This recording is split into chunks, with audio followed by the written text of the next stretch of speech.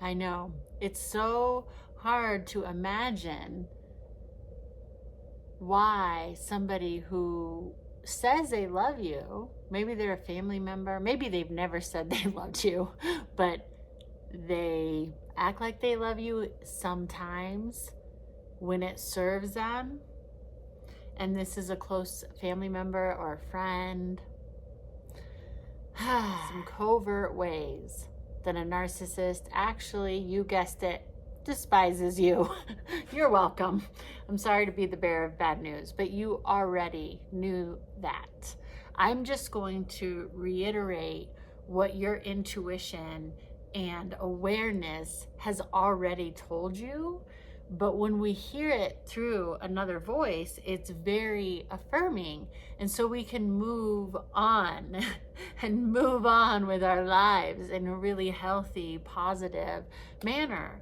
Because I believe you have gifts and talents to share. So you got to get on with it, yo. But we got to talk about this stuff, because just to pretend like it doesn't exist, or to pretend like there aren't people like this, if you've encountered them, well, you're going to keep encountering them, and then you don't use your gifts and talents. So it's like Groundhog's Day. So it is my mission to reiterate what you already know, your intuition.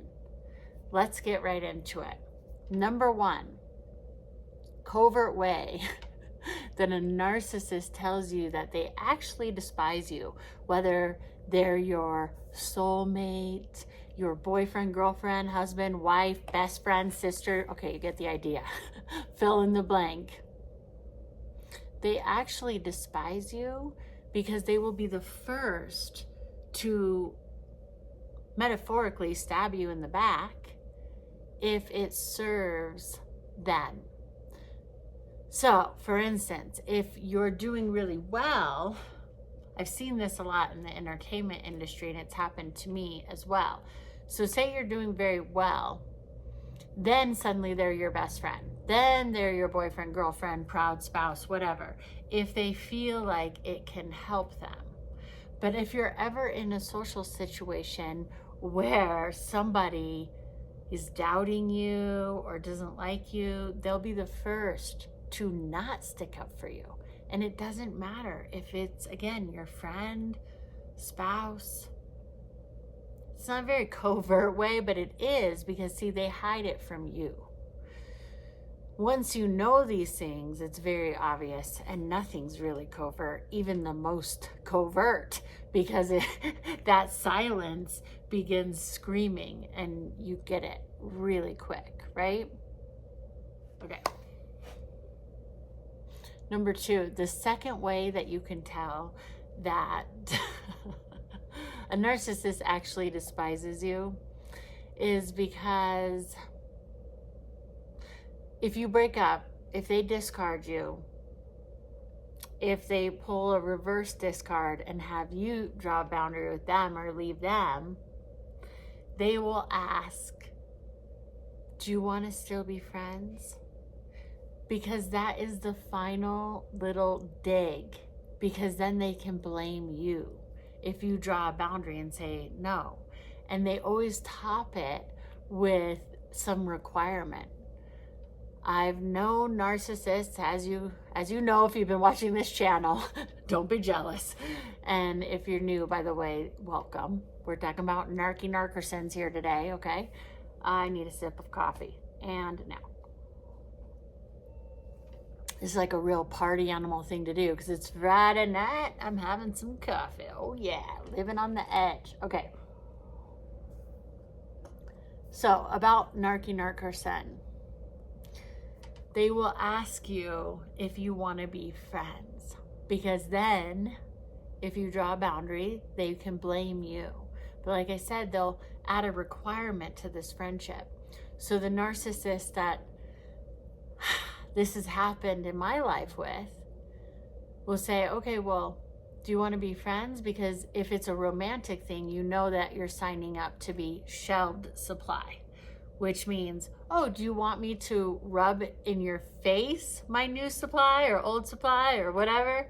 Because you're signing up for that by being my friend, but you have the privilege of giving a thumbs up here and there, possibly on the FB, on the old FB. Might even heart something of yours.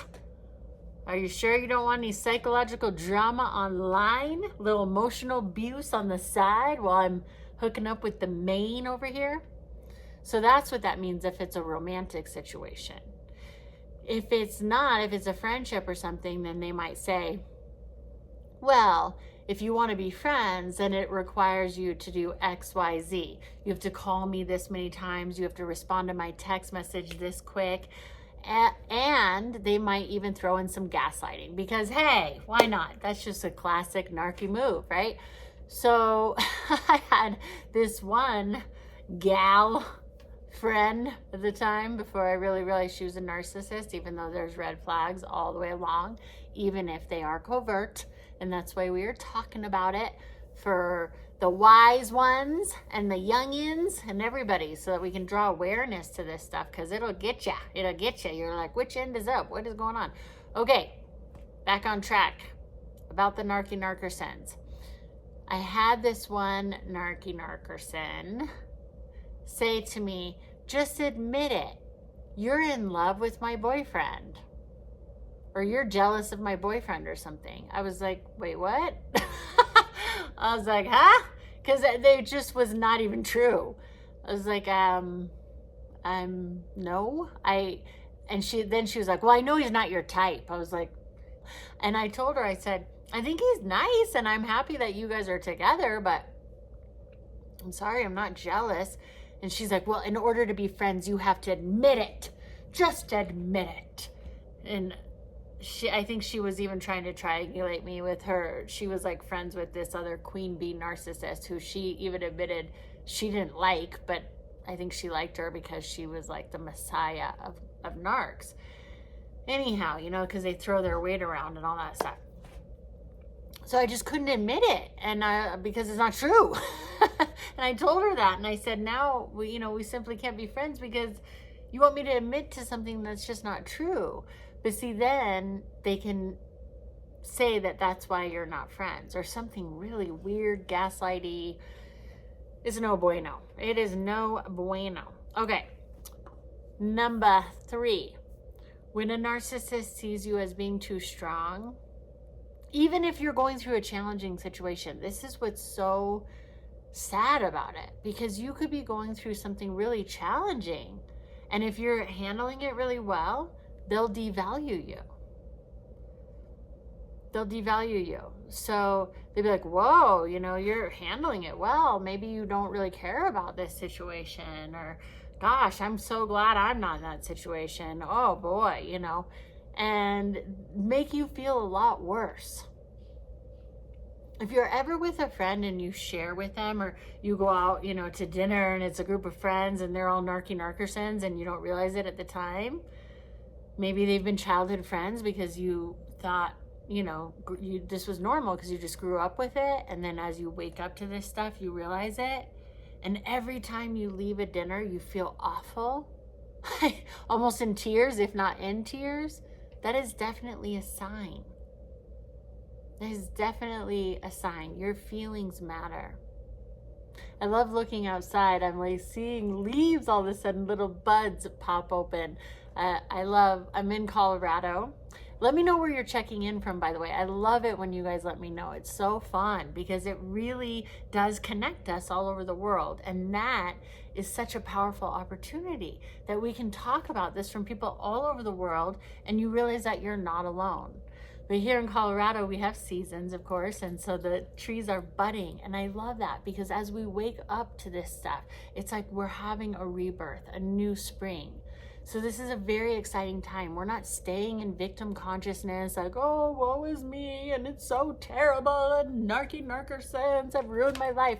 We're like, no, hold on, change the record. And we're reprogramming our mind. And that's why we have to talk about this, but it's really exciting because we are having a rebirth. This is a new spring. This is a time for you.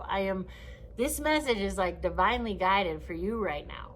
So this time in your life, get ready, get excited. It's unlike any other time before. We're waking up in a powerful way and by big numbers. More and more people are talking about this stuff. Thank you for being a part of this. Okay, the other sign, number 5. You can count along, I don't know. I'm on number 5, I'm pretty sure. But I think I skipped a number, but still, I've mentioned 5 things, okay? So on number 5, ain't no jive. Maybe I skip, I don't know. Somebody who lets me know in the comments, I'll give you a high five and a shout out. How about that? Excited? I know you are. Okay, so they will turn friends, family against you. They will try to make it seem like they are super kind and wonderful and awesome and something's wrong with you. The weirdest part about this is that they go out of their way. Oh wait, I just realized we're number 4. Okay, whatevs. Well, let me know. You guys do the math and still let me know. I'll still give you a high five. Okay. So, now I'm really distracted. It is hard talking about narcissism. Woo! Coming out of this cognitive dissonance, you know what I'm saying? Can I get a cheers on the coffee? Okay. Yes, what was I saying? I just completely lost my train. Oh, okay. Yes, they try to turn people that are close to you against you. So they will go out of their way to do this. Whew, did you see how I blocked that stuff out? Man, whoo, I'm back. They'll go out of their way to do this. So if you were part of a community that they were never a part of, when you draw a boundary, they'll become a part of that community. If there was a person that you were close to, they'll become close to that person. It's very bizarro land because they'll literally go out of their way. Even if it's completely an inconvenience, suddenly that person is their best friend. It's weird. Let's be honest, it's weird. Okay, and whatever, you do the math, okay? I'm doing the emotional math, you do the actual counting. We're gonna do 5, and you might have gotten a bonus one anyhow. But 4 or 5, whatever, but this is the 5th one. Does that make sense? Is DARVO. DARVO. So once you do start coming out of this cognitive dissonance and you too can count to 5, then the narcissist in your life, if you've gone no contact or you've drawn a big boundary or you have to go low contact, gray rock, any of those things, then they are going to do DARVO. That is classic.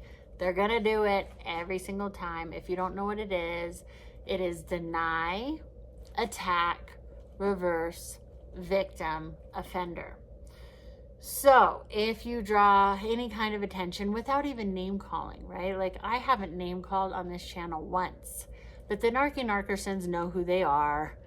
And so of course they are defaming, I'm sure, or making a case for themselves, like to deny anything in case somebody knows it was them that I'm talking about. Attack, to attack me, my character, anything about me, make up lies, anything. And then reverse, victim and offender.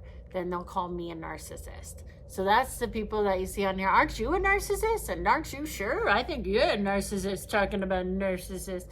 So also they like having fake accounts and stuff. So some of those are random trolls. If you ever see those guys on there, fun group. It always gives a nice example of what emotional abuse looks like anyhow. So sometimes I like to leave those comments because they're great examples. And whenever I say that, they delete it. I'm like, damn, that was a really good example. But also, sometimes these are people that you know. So sometimes those are people that I actually know. And they're attacking me and they think it's funny and they're like high-fiving each other. They're like, did you get the witty comment? Did you hear about her makeup? Say it again, say it again.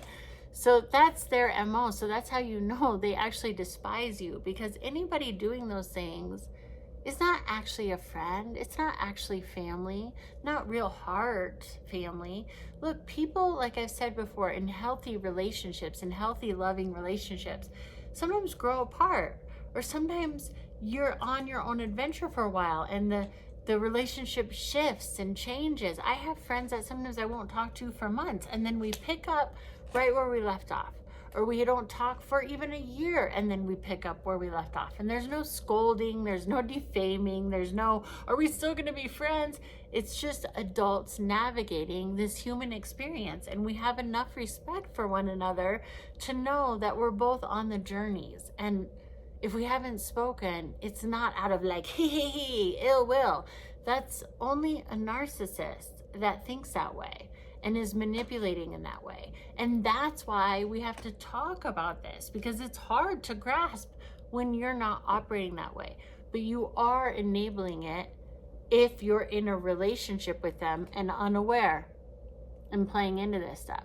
So for being here, I thank you, because the more awareness we bring to this stuff, the less likely it's going to keep perpetuating, and maybe we can cure the pandemic of narcissism on this planet. So please do subscribe if you haven't, like, comment, share, because that does push it out into the algorithm, and it helps all of us. And then we contribute, in my opinion, to peace on the planet, which is not too shabby, right? We could all use a little bit of that. Thank you, thank you, thank you. I'll see you next time.